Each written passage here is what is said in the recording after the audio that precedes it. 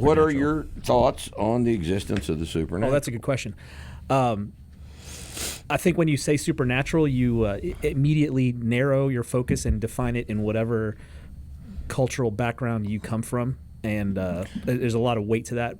What I personally believe is that we are profoundly in the dark about our own reality and what and how shit works. Oh, yeah. So there's that. And I'm not ready to attribute that to forces of good and evil. I'm not ready to attribute that to anything other than we don't have enough answers. And anybody who, in my view, is confident in their answers about the nature of reality, where we've been and where we're going, is just patently wrong. So I think they're trying to sell you something. There's no humility there. Yeah.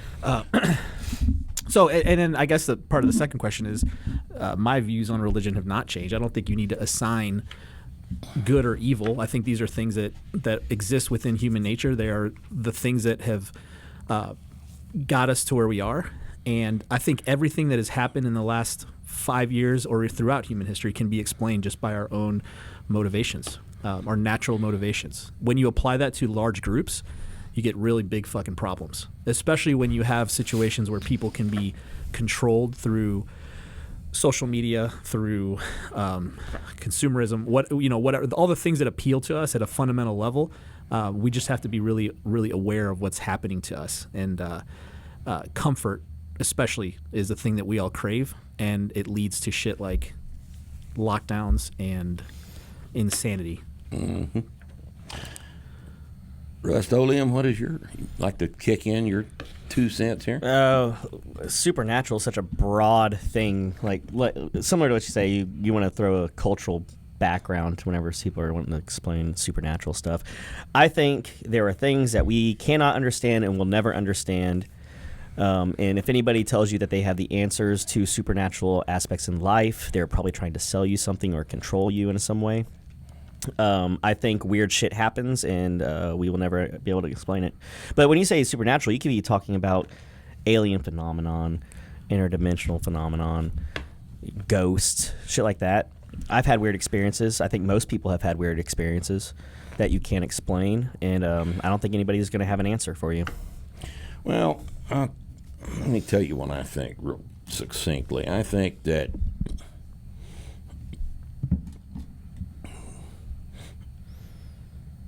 $600 years ago, we didn't know that the Earth was a sphere. Right? Now we know the Earth is a sphere, even though some people insist that it's flat, even today.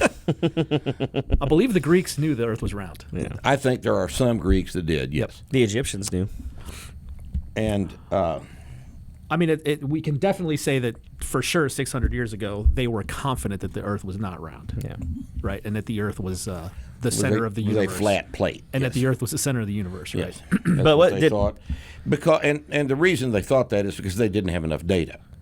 All right. Religion So also carried that thought too. Anyone that exactly. Yeah. thinks that we have all of the data right now is just a fool, because we don't have the data.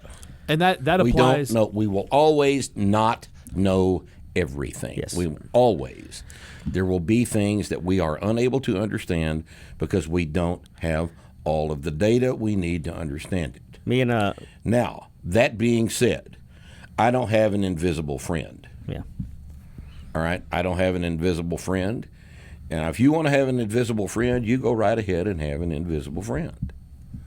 But I don't have an invisible friend. And nothing in the, I mean, I was raised in the church. I mean, it was a Methodist church, but it was a church.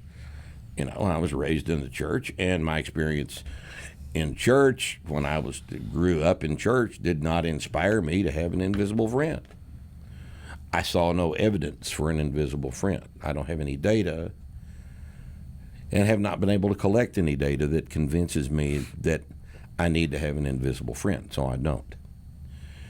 And that makes a lot of people uncomfortable because there's nothing beyond themselves to rely on. But Well, that's relying on yourself is a matter of accepting responsibility. that's a baseline, but there's absolutely value and in critical importance in community, and that's one of the things that religion gives people. I'm not saying religion is not necessary because it's it is necessary. Absolutely, It's absolutely necessary. It is. There has to be an overarching control on behavior, and religion provides that. All right. I think now sometimes it provides it incorrectly. See Islam, for example. That is an overarching control on millions and millions of people's behavior, billions of people's behavior. That's really counterproductive for everybody else, But it provides a gel for that culture, all right? And that's why it's so studiously reinforced by the people that run that culture. Religion is essentially authority. That's the nature of religion. It is an overarching authority that transcends one individual. And I think all groups and all communities have that. It's just what's the driver of that is gonna be dependent on the group. I think that religion is inevitable as people search for answers, and they get into groups, and their culture is going to inform what their religion looks like. I don't think that the comment that you made that religion is, how did you say it? Religion is a, how'd you phrase it? As a the structure. No, you said It's a something framework for the structure of the culture. You said something about morality, though. I didn't say morality. It wasn't morality. It was no. I didn't use the word morality. Shit. How did you mention? Run the tape back, Rusty. I think you implied that the religion it can guide people, guides rules, or presents rules for how to it provides a structure for behavior. There we go, structure for behavior. Yeah. I think it goes the other way. Because where did those behaviors come from? Here we are, 300,000 years, 2 million years, whatever, into our evolution. Those are innate. Those desires to build communities are a survival mechanism, and as a result of those behaviors that have kept us from killing each other and allowing us to kill other competitors, right? This is what you get, and I think it's an emergent property. It's not, a lot of the people who are highly religious will make the claim that without religion you can't be good or moral. Yeah. That's bullshit. That's patently false, right? That's just not true. Right. No, it's not true. It's a sales pitch. To me, it's the an biggest effective sales pitch. to Without me, God, there is no good. Yeah. Right. That's ridiculous. To me, the biggest problem with religion is similar to one of the biggest problems about politics and the whole political sphere, is the people that want to lead the religion tend to be psychopaths that want to control everybody. To lead anybody. Religion are the last people you want leading. You look at the Joel Osteens in the world. Like, that man doesn't give a shit about people. He cares about lining his pockets. All those evangelicals that are in charge of these super churches, they're all the people that want to lead. They are called to lead. The further removed, that's nauseating to me. Yes, the further removed you get from direct responsibility to the people you are you're worried about or you're trying to take care of, the more perverse the incentives become, and that's world governments, national governments. That's exactly the situation you have. So it's all, in my view, it's all very easily explainable by just fucked up human nature. And the answer is to have stronger local communities and not rely on the. And what did they do to us in 2020? They cut you. They split you apart from your work and your school and your friends from the very, very top of human structure. Exactly right. Everybody on the planet had to put on a mask. Yep. And you know what? 80% of you did.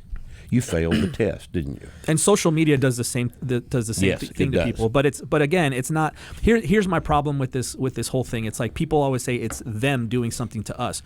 We are doing it to ourselves. You fucking have a choice. Yeah. Join us again this week on Starting Strength Radio.